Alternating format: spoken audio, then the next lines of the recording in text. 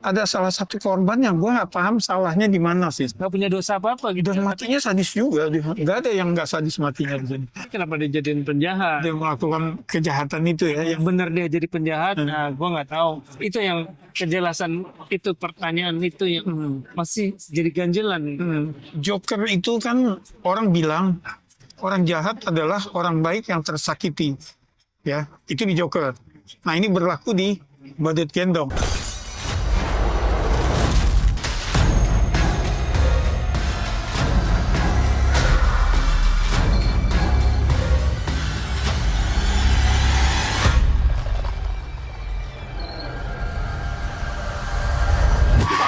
Ketopis ngomongin film bersama Bayu dan Edoy.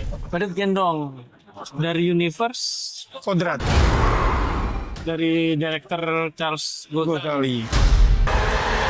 Ciri khas Charles Gozali adalah film horor pasti akan ada actionnya. Itu udah signature-nya dia. Nah, Badut Gendong ini the origin of a villain. Si Badut Gendong, Darso. Darso sama Darsi, pasangan suami istri yang ngamen Iya. badut keliling ya. Iya, jadi di pembukaan film kita disuguhin mereka lagi ngamen kan di stasiun. Kamu hamil? Sudah 3 bulan, Mas. Ngamen sekaligus si Darcy ngasih kabar baik kalau dia sedang hamil. Ternyata ada kejahatan terjadi di situ gitu. Mereka yang lagi bahagia menanti anaknya tiba-tiba dirampok kan di rel. Akhirnya si Darsi tewas. Hidup memang. Darso ini dia selain sayang banget sama istrinya, obviously dia juga punya kemampuan mengawetkan. Taksidermia. Dia taksidermia, jadinya dia punya keahlian itu. Ketika istri meninggal, ini kan kayaknya udah jodoh langit bumi nih mereka berdua ya. Sehingga dia dalam banget dukanya dan nggak bisa berpisah sehingga dia memutuskan untuk ngambil kulit muka istrinya dan ditempel di. Malah jadi horor ya, malah serem. Iya, Betul. malah serem banget. Malah berkali-kali bukan jump scare, cuma diliatin muka badutnya itu juga Serem banget. Oh ya, jadi ini tipe horor yang tadi Bayu bilang ya. Nggak main di jump scare, tapi mainnya di ngeri banget di film ini ya. Akhirnya dia ngamen lagi. Ngamen lagi dengan boneka badut yang sekarang udah pakai kulit muka Darcy. si Darso balik ke kampung. Pada saat itu mereka sedang lagi upacara adat nih. Di upacara adat si pihak perusahaan yang di situ dipimpin oleh Billy. ya Billy diperankan oleh Rizka Kivano yang sekarang namanya jadi Kiva Prayangka.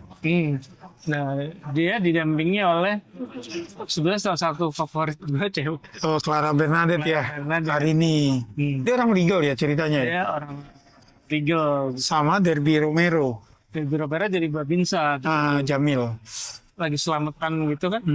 Di kampung itu ada pemimpin awal itu. Ya, Ki Kamboja diperankan Berry Prima. Dari Prima Legend ya. Nah, pada saat dibubarin itu rusuh si Berry Prima tuh mengeluarkan ajian gimana ajian itu masuk ke besi Nyangkut ya, nyangkut di badut. badutnya jadi hidup. Entitas yang masuk ke badut itu seolah-olah mewakili istrinya dan amarah Darso ke orang-orang yang zalim ke dirinya. Iya, jadilah pokoknya si Darso tuh kalau dia pingsan Dia tidur. istrinya yang masuk bukan, atau si badutnya itu yang menggerakkan dia. Entah siapa, kayaknya istrinya. Jadi tidurnya Darso di sini tuh bukan dia lagi ngantuk tidur, bukan. Jadi ketika badut ingin menguasai Darso sebagai host, ya Darso dibuat nggak sadar, gitu ya. Jadi kayak lagi dibonceng, tuh tidur aja gitu kan. Atau orang mati. Ada orang mati. Nah, itulah dia jadi jadi punya kekuatan yang bisa membunuh-bunuh. Jadi ini kayak film balas dendam sebetulnya ya. Jadi di satu sisi kita ngelihat Darso ini adalah orang yang tertekan, dan kita ngelihat bahwa orang-orang yang mati di tangan badutnya itu memang layak mati, gitu ya. At least hampir semua. Most of all. Oke, makanya ceritanya gitu sampai Ya. sampai akhir kira-kira ya kita lah ada konflik dengan perusahaan dan ada si badut yang mau balas dendam. Nah, kita sebagai penonton itu diwakili oleh tokoh Arani dan Jamil yang mereka tuh kayak mau tahu nih kenapa orang-orang matinya kayak gini kan gitu ya. Jadi mereka tokoh netral yang mewakili penonton. Matian mereka gak wajar. Ini perbuatan siapa, Mbak? Apa mungkin ini ulah binatang? Ini film yang signaturenya Charles Ghazali, ada film horor, terus pasti ada adegan fight-nya.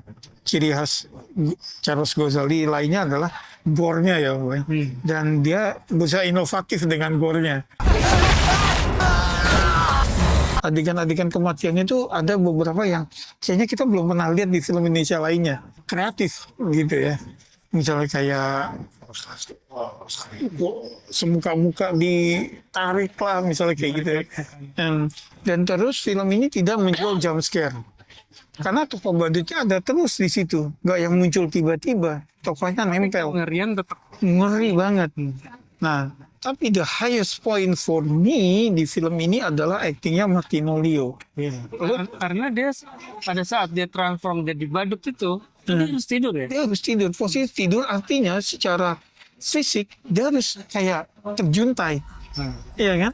Nah, Karena badutnya hidup. sementara badutnya hidup. Padahal kita tahu itu dia. Gitu loh. Yang adegan si Darso badutnya berlari dikejar-kejar mobil, itu adegan peaknya sih kalau menurut gue ya. Jadi gimana si Martino Leo harus berakting lari tapi sambil tidur ya, dan larinya kencang dan dikejar-kejar mobil, itu gila sih ya, gitu loh.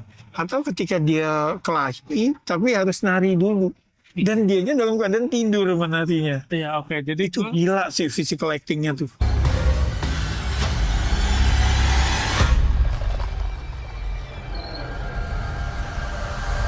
gue cukup puas sih ngeliat ini dan gue jadi berharap sama Charles Ghazali ini menghandle si buta dari gua hantu. Iya, Itu salah satu yang kayaknya baru. favorit gue.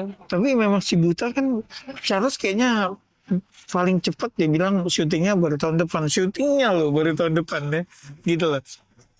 Tapi nggak apa-apa, mendingan kayak gitu terus hasilnya bagus, iya kan, daripada buru-buru. Dan ini Badut Gendong nih buat gue surprise ya. Maksudnya gue nggak terlalu berharap banyak. Gue tahu Kodrat 1 dan Kodrat 2 bagus. Bahkan Kodrat 2 menurut gue lebih bagus lagi dari film pertama. Jadi ini the origin of evil-nya, ya let's see gitu. Ternyata dari 3 film Kodrat so far, Badut Gendong nih favorit gue banyak. Iya, gue paling suka ini. Jadi yang gue hargai adalah si craftsmanship-nya, terus ceritanya, sama satu lagi yang juga menurut gue banyak dilupakan pembuat film horor, kekuatan acting. Jadi kalau kita lihat di film pertama misalnya kekuatan acting tuh ada di Vino. Film kedua tuh Aca, yang kita lihat tuh gila banget situ. Waktu nonton juga nih kayaknya minimal harus nominasi nih Piala Citra, dan emang dia masuk. Di sini Martino Leo lebih gila lagi, dan dia kayaknya mustahil deh nggak masuk nominasi FFI tahun ini. Iya. Dan pada saat dibilang ini dari universe Kodrat, gue sebetulnya agak-agak kurang bisa relate, menyambungkan universe Kodratnya di mana. Karena kan Kodrat kan ada jinnya itu ya. Iya. Karena ini nggak ada keluar makhluk astralnya itu nggak keluar. Nah iya, jadi ya tinggal nanti kita lihat aja bagaimana dipertemukan di Kodrat 3 mungkin ya. Nah jadi treatmentnya sendiri sebetulnya tanpa adegan di mid credit, ya sebetulnya lepas juga dari universe-nya Kodrat gitu kan ya. Hanya di mid creditnya itu yang kemudian muncul, dan treatmentnya tuh kayak di Batman Begins yang Batman dikasih kartu gambar Joker gitu ya, kayak gitu. Dan gue rasa itu memang reference yang dipakai sama Charles di film ini, gitu. Lo nggak suka nggak? gue mungkin bertanya ya, lebih bertanya ke ada salah satu korban yang gue nggak paham salahnya di mana sih Nah, sebetulnya. itu jadi gini, yang pasti yang salah satu korban yang kelihatannya nggak melakukan apa-apa, Iya. nggak punya dosa apa-apa gitu. Dan matinya sadis juga, nggak ada yang nggak sadis matinya di sini. Iya, itu justru yang jadi poin gua, karena kita sebagai penonton tentu kita memilih memihak si badut dong, Iya. daripada evil corporation tuh, dan orang-orang yang memang terlihat jahat di situ. Kita memihak dia, tapi dia melakukan kejahatan juga gitu Iya. kan. Membunuh orang yang alasannya nggak terlalu kuat gitu. Yang kita nggak tahu kesalahannya di mana. Nggak ada. Dan again kita harus ingat bahwa si badut gendong ini dia bukan hero, dia anti hero. Anti-hero ya. Iya. Nah itu, Artinya ya dia kan akan jadi villain nih di Kodrat. nah Pada dasarnya dia penjahat. Nah itu yang gua mungkin agak Iya. kurang setuju adalah kenapa di film ini tentu pembuat film berharap penonton mendukung si badut, tapi kenapa dia jadiin penjahat? Dia melakukan kejahatan itu ya. Yang benar dia jadi penjahat, nah gua nggak tahu. Itu yang kejelasan, itu pertanyaan itu yang masih jadi ganjelan.